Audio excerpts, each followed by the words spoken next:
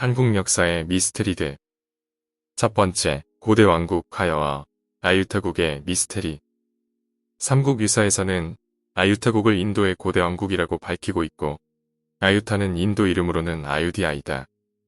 아유타국은 주위가 5,000여리, 나라의 왕도는 20여리의 성으로 둘러싸여 있으며, 곡식과 과일이 풍성하고 풀과 꽃들이 우거져 무성하였다.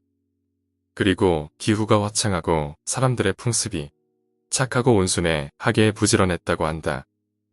이 나라의 영향력이 한때는 인도 전역뿐 아니라 동남아시아 일대까지 미쳤을 것으로 추정된다.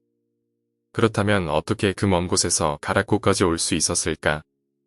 서기 1세기 무렵의 바다는 그렇게 두렵기만 한 존재는 아니었던 것 같다. 대륙의 연안을 따라 바닷길로 이용하고 있었던 것으로 보인다.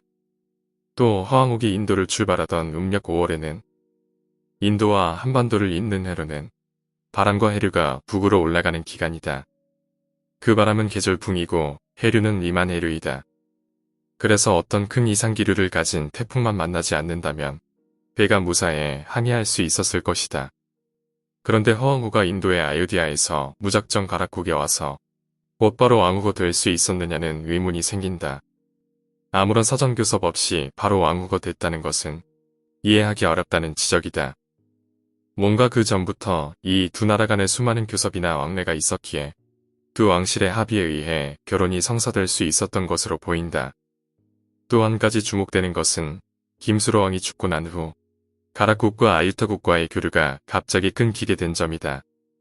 가락태조 왕릉 중수비에 있는 이수는 우리나라 그 어느 비각에서도 찾아볼 수 없는 문양을 수놓고 있는데 태양빛 같기도 한 것이 중앙에 있고 그 주위에는 이상한 형체의 동물 같은 것들이 새겨져 있다. 이것은 인도 아유디아의 태양왕조를 상징하는 붉은 바탕에 흰색의 깃발에 그려진 문양과 똑같다는 것을 알 수 있다. 또 수로왕릉 남릉 정문에 있는 신화상인데 이 상은 인도 아유디아의 관공서와 성문, 그리고 저택 등에 조각된 것과 똑같은 모양이다. 이러한 일련의 흔적들은 황하 문명권의 일부로만 인식되어 오던 우리의 역사가 실제로는 인도의 문명까지 흡수하면서 발전해 왔다는 것을 보여주는 것이다. 두 번째, 첨성대. 경주시 인왕동에 자리 잡은 국보 31호 첨성대. 동양에서 현존하는 가장 오래된 천문대로 알려져 있다. 삼국유사에 의하면 신라 선덕여왕 때 건립된 것이라 한다. 높이 9.17m에 밑지름 4.93m, 윗지름 2.85m이다. 첨성대의 용도에 대한 여러 학설이 제기되었지만 현재는 천문대라는 설이 유력하다. 하지만 첨성대에서 어떤 방법으로 별을 관측하였는지는 기록이 남아있지 않아 현재로서는 알 수 없다.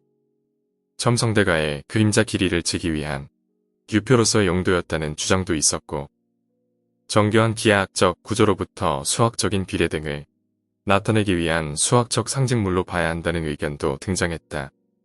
선덕여왕이 은밀하게 신하들을 만나던 장소라는 주장과 외계인이 남겨놓은 기념비라는 주장도 있었다.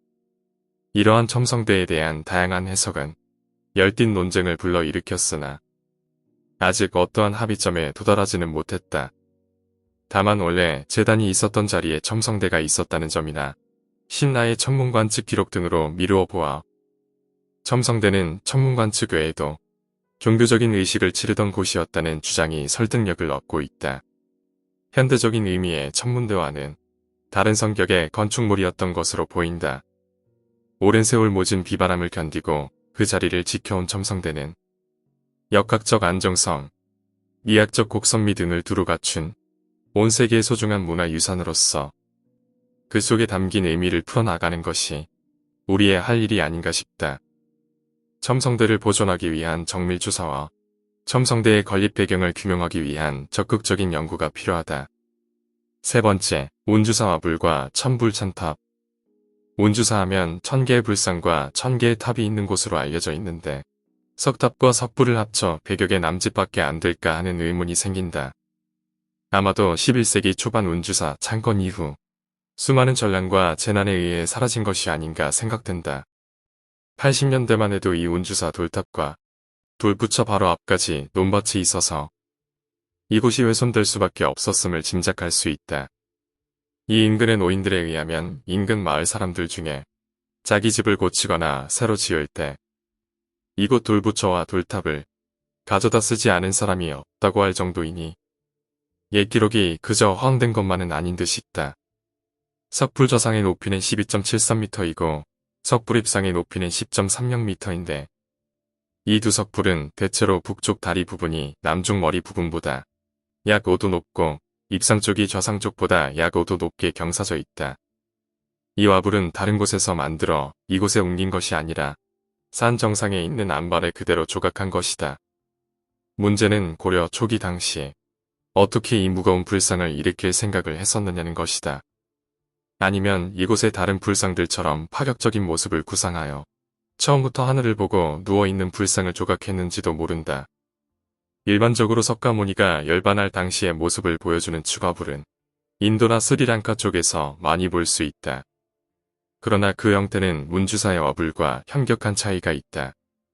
인도나 스리랑카의 추가불은 석가모니가 누워서 손으로 턱을 괴거나 받친 상태인데 문주사의 와불은 그저 정면으로 하늘을 바라보고 있다.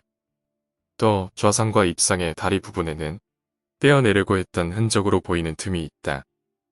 안반의 불상을 조각하고 떼어내는 공정을 마치지 못한 미완성 불상으로 일부에서는 추측하기도 하지만 처음 불상을 조각한 후 생긴 흔적인지 아니면 후대의 사람들이 나름대로 의미를 두면서 세워보려고 만든 흔적인지는 단정 지을 수 없다. 문주사에는 1000개의 불상과 1000개의 탑이 있었다고 전해지는데 현재 석탑은 모양을 제대로 갖춘 것이 18개가량밖에 남아있지 않다. 문주사 입구에 보이는 9층 석탑, 7층 석탑, 원형 다층 석탑, 원형 석탑, 5층 석탑, 원구형 석탑 등이 있다. 이 석탑들은 몇 가지 형식을 취하고 있는데 먼저 전형적인 우리나라 석탑 형식으로 탑신과 옥괴석이 네모 반듯한 모양을 이룬 것과 탑신이나 옥괴석이 원형을 이룬 것, 벽돌로 쌓아서 만들어진 전탑 형식, 지대석 위에 기둥 형태의 거친 석재를 얹어놓은 형식 등이 있다. 문주사의 이 탑들이 이렇게 모양이 제각각인 이유는 무엇일까? 문주사는 창건에서 폐사까지 여러 차례의 중수가 있었는데 이 시기마다 새로운 석탑들이 세워지면서 모습이 서로 달라진 것이 아닌가 추측된다. 문주사의 또 하나의 수수께끼는 칠성석이다. 문주사 입구에서 바라보면 문주사 서편산 중턱에 놓여져 있는 칠성석을 볼 수 있다. 이것은 7개의 자연석을 원형으로 다듬어 배치했는데 그 모양은 북두칠성의 형태와 똑같다. 그래서 운주사는 일반 불교 사찰이 아니라 칠성 신앙과 관련된 도교 사찰이 아닌가 하는 막연한 주장이 제기되어 왔었다. 이 칠성석의 직경, 원반 길이의 중심각, 각 원반 중심 간의 거리, 돌의 위치와 두께 등이 현재 북두칠성의 밝기나 위치와 똑같은 비례를 지니고 있다고 한다. 칠성석의 이러한 천문학적 가치를 인정하더라도 누가, 왜 하필 운주사 서편산 중턱에 만들었는지 또 천불천탑과의 관계 등 궁극적인 의문에 대한 대답은 할 수 없는 실정이다. 네 번째, 팔만대장경. 6년의 제작 기간 중에 판각 기간은 약 12년 정도이다. 연도에 따라 판각량은 달랐지만 이 12년 동안에 81,340여 판, 글자는 5,200만 자가량을 어떻게 판각하였는지 의문이다. 아주 숙달된 각수로 하여금 옛날 방식으로 대장경판을 판각시켜 보았더니 하루에 20여 자를 넘지 못했다고 한다. 이러한 사실을 바탕으로 당시 판각에 참여한 각수를 추정해보면 약 593명이 된다. 그러니까 593명의 각수가 하루도 거르지 않고 12년 동안 판각만 했다는 이야기다. 593명의 아주 능숙한 각수가 존재했었는지에 대해선 상상이 가지 않는다. 그리고 매년 고르게 판각한 것이 아니어서 어떤 해에는 약 1,500명 이상의 각수가 참여했었다는 결론이 나오기도 한다. 흔히 강화도에서 제작되어 그곳에 선원사 보관되어 있었던 것으로 알려져 있는데 그것이 어째서 현재 해인사로 오게 되었는가? 거기에 대한 자료가 많지 못해서 정확하게 알 수는 없다. 여기에는 여러 가지 학설이 있다. 강화도가 아닌 남해나 거제도 등에서 새겨서 해인사로 가져왔다는 주장도 있으나 조금은 신빙성이 떨어진다. 대장경판이 원래 두 벌이었다는 주장도 있다. 이 주장은 한 벌은 남해나 거제도에서 나무를 가져와 해안사에서 새겼고 또 하나는 서해안과 남해안에서 나무를 실어다가 강화도에서 새긴 것으로 보고 있다. 이것은 판각 위치나 옮겨온 경로에 대한 문헌의 기록과도 맞아떨어지고 있다. 그러나 한 벌을 새기는데도 많은 국력이 동원되었는데 두 벌이나 만들 수 있었을까 하는 의문이 있다. 오늘 이야기는 여기까지입니다. 오늘 이야기가 재미있으셨다면 구독과 좋아요 부탁드립니다. 감사합니다.